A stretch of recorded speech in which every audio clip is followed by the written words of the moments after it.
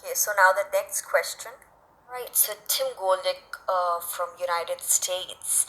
What message do you have for both men and women who falsely accuse each other of domestic violence or mental torture or abuse of any kind, being a gender equalist? Everywhere, the gender political focus is on women having less male power than males do. But allowing the other half of gender reality into the equation, we see that men have less female power than females do. There are many modes of power primarily wielded by women. These powers include sexual leverage power, moral authority, presumed innocence, motherhood power, domestic power, spending power, majority vote power, feminism power, accusation power, the greater powers to elicit empathy and inflict shame, the power of protection under chivalry. The powers women wield for being more loved equal the powers men wield for being more respected. And this is what accounts for how the female collective applies an equal overall force of influence in the human system. Men may have learned how to work false accusations, but false accusations remain largely the purview of women because women have #BelieveWomen power and because men, less loved, are so particularly vulnerable to accusation. The false accuser may not get blood on their hands directly, but the false accuser is an assassin nonetheless. To work false accusations is to wield a deadly weapon. It is an act of violence. It is a crime. And the false accuser should receive the same legal consequences as faced by the accused. Okay, so working for the cause of men's rights, what message do you have for women out there who falsely accuse men of domestic violence, mental torture, rape or death threats, or abuse of any kind? Yes, one by one, Amit and Partho. To all the women who accuse men falsely of domestic violence or rape or of death threats or any other abuse, we would just like to tell them that we are coming. Don't think that you can just get away with whatever you want to do. That time is over. We are coming behind you and we will take you down. You will have to pay for your sins. You will have to, be brought to justice. The time is over when women could just go ahead and falsely accuse anyone and just be, you know, without any consequences. You will have to face your consequences. All right, Amit. Now, Partho, what do you have to say on this? So women who falsely accuse men on various things, I would only say a simple thing. You are doing a great job by falsely accusing men, and that is why the importance of men's rights is coming up even stronger every day. So keep up the good work. You keep up the work of denying justice to other women, and yes, so that will make us stronger in the long run, because this is the only language men understand. They do not understand any other forms of misandry. So even when men are violated, they don't understand that they are violated. So you are doing a great job on our behalf, and hopefully you will make men's rights mainstream one day. All right, so let's head over to Tim. Tim, what is your opinion about individuals who advocate for the rights of the opposite gender but not their own? Well, in the realm of gender politics, there is feminism on the one hand, and on the other hand, there's nothing.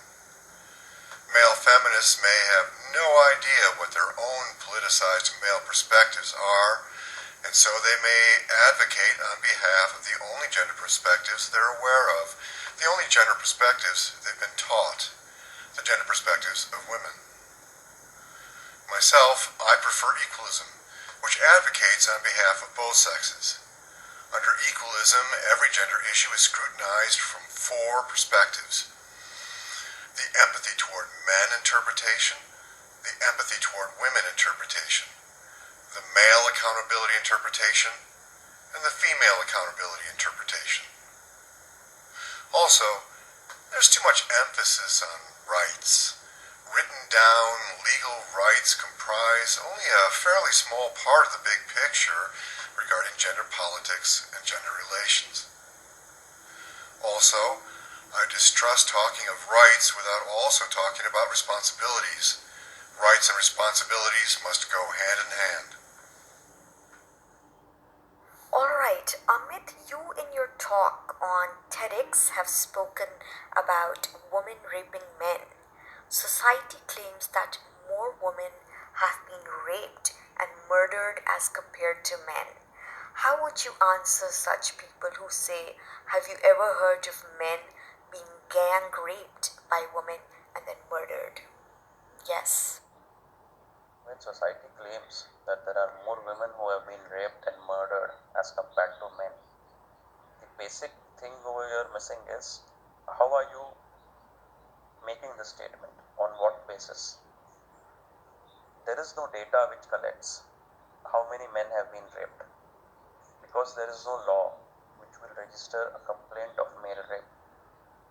And male rape need not just be by women, it could be male rape done by men, other men also.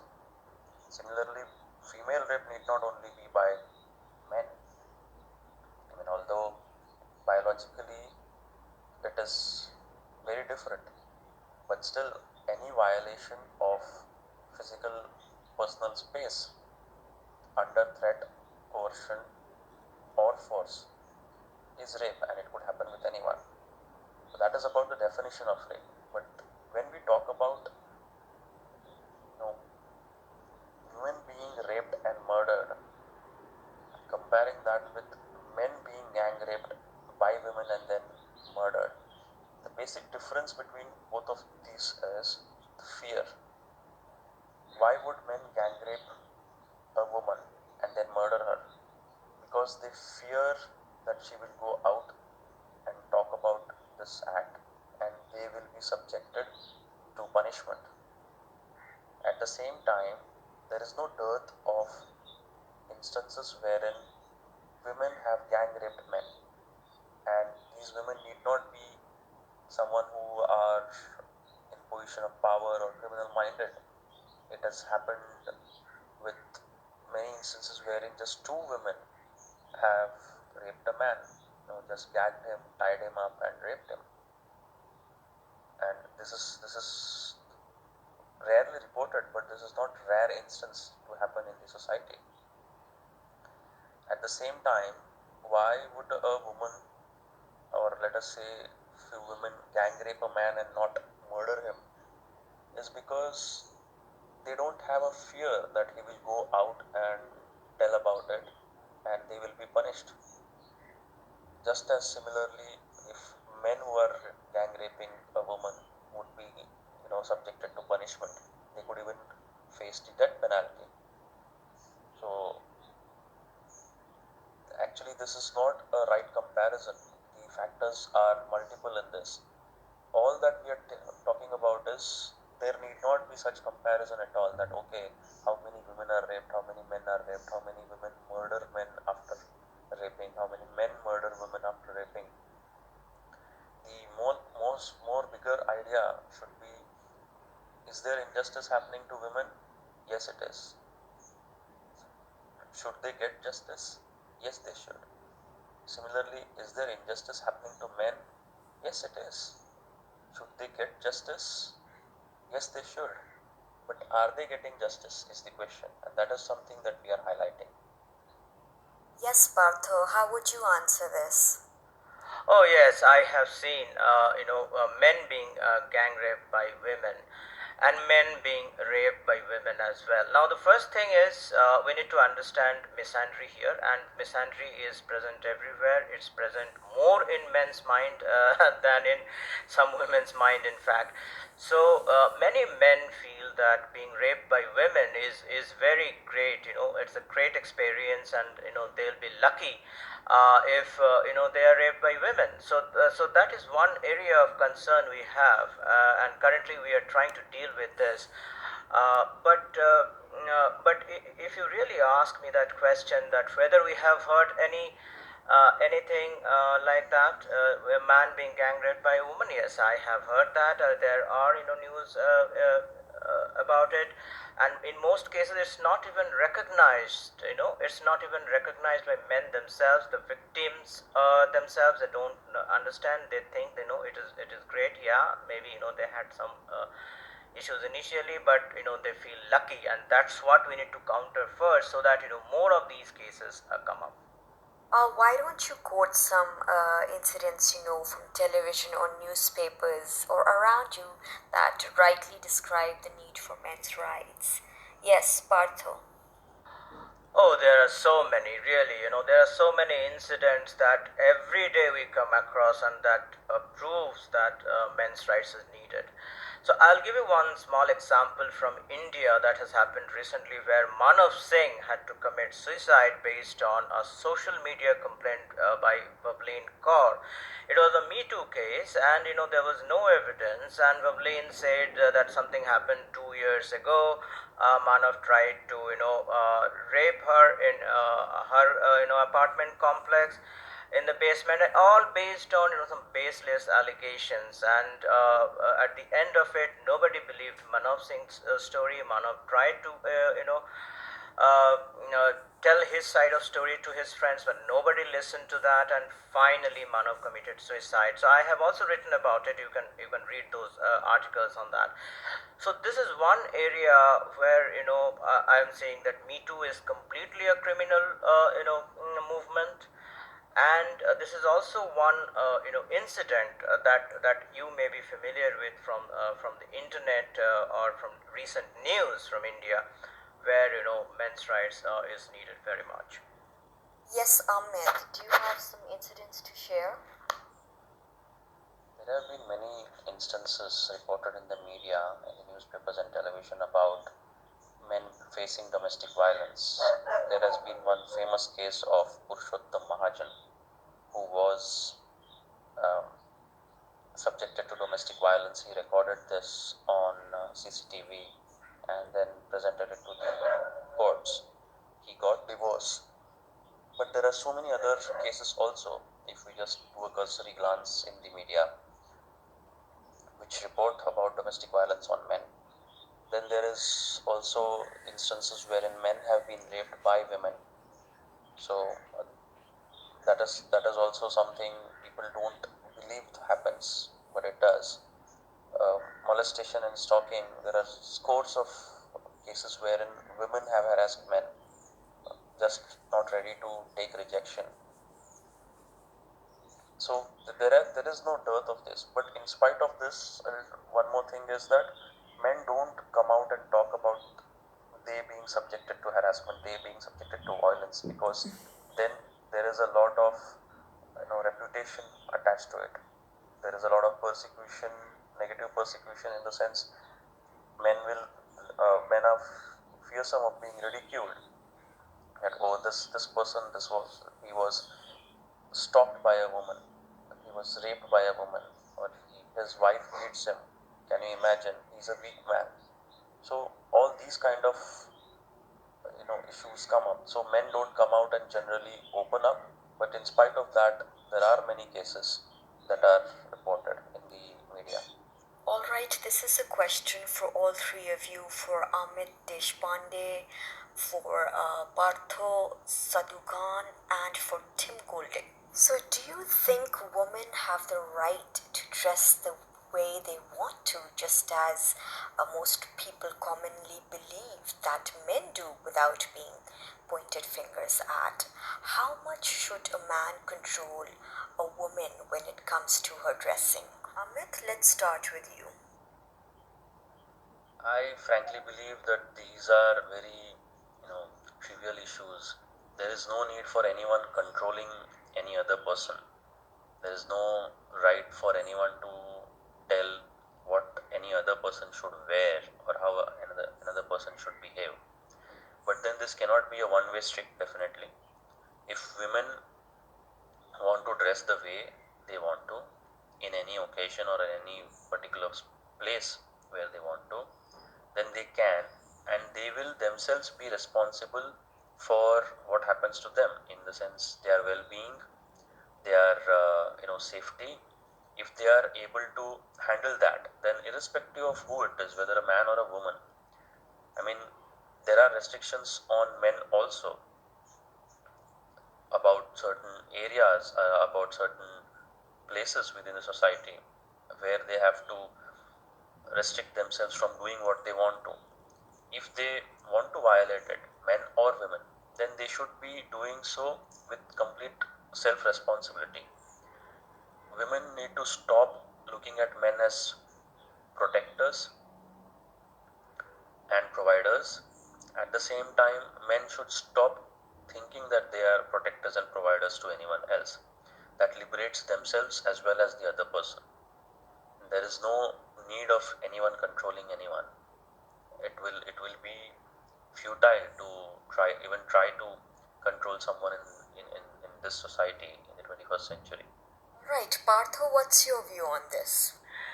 Oh, you have raised a very pertinent question, and I have a blog on this. If you get time, please do read it. It goes viral very often. So this says, no cleavage show, please. We are Indians. So I have basically shown there the differences, the sexual differences, and the way our sexual sexuality works is different from men and women, and that's why I have shown why elegant dressing is a must for everyone. And who told you that men are supposed to dress any way they want? No, we are not. Rather, in everywhere I find only men have the dress code and not women. You go to any court, we are not supposed to wear t-shirts, we are not supposed to wear sunglasses. But I have seen women in sleeveless blouses or cleavage showing dresses coming in the court. So there is no dress code for them. You go to any temple, we have a dress code. Men are need to be dressed in certain way. You tell women and they start shouting, this is discrimination. However, well, in my point of view, which I have already written about it, you can read that for more information. But from my point of view, men are actually not supposed to wear anything and everything, anywhere and everywhere. They have a dress code. We all should follow a dress code. We all should be elegant. The first rule of civil society is we need to be civil. If we are not civil, how can we live in a society? And women dressing elegantly is more important, and I have already explained about it on my blog. So, who told all these women that men they can dress as they want to? It's the men who told all these women, and they are the ones who have been reporting like that. Secondly, not the entire population goes to the court, right? How many people go to the court every day out of the entire population? The ones that belong to the profession or the ones that have their cases there? Not everybody goes there, so that's why not every person knows about all these things. That is why we have called you here. So, Tim, you just listened to the answer our guest gave. What would you like to say? How would you answer this question? Yes, I think women have the right to dress as they want, and rights conflict, and rights cannot be separated from responsibilities. Women and men are not identical, and if there's one area in which the sexes may be expected to diverge the most, it is in the area of sex itself. Women do not react to male skin in the same way that men react to female skin. That much is universal, but it would seem that much of what we're talking about here is cultural. I can only speak for my culture. In my culture, men are held so responsible for their effect on women that a man's joke or remark, should it be judged to create a hostile work environment for women, can cost a man his reputation and his career. Are women held at all responsible for their effect on men? Feminism demands that men react to the way women dress within very strict boundaries. I would only express a plea to women to lend men some compassion, understanding, and sensitivity. Obviously, a man should not control a woman at all.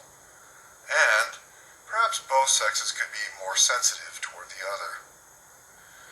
Also, the way a person is dressed has a huge impact on how they're perceived. It may not be fair, but it is reality within our human world. Whether male or female, those who seek respect may do well to dress accordingly. Alright, now moving on towards the last question of our show. What, in your opinion, is the solution to this men's rights versus women's rights war? Is it a war to you? So let's begin with Tim. I'll begin my answer with a couple of definitions. I'll define conservatism as an effort to make the world a better place through a focus on preserving that which is judged to be of great and enduring value. I'll define liberalism as an effort to make the world a better place through a focus on that which is judged to bring about constructive change. Believing that men have the power will believe that men are the gender political conservatives, motivated to preserve the gender system, and believing that women are the victims will believe that women are the gender political liberals, motivated to change the gender system. And thus we view gender politics as a battle of the sexes.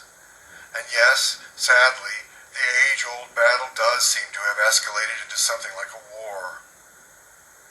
The solution is always the same.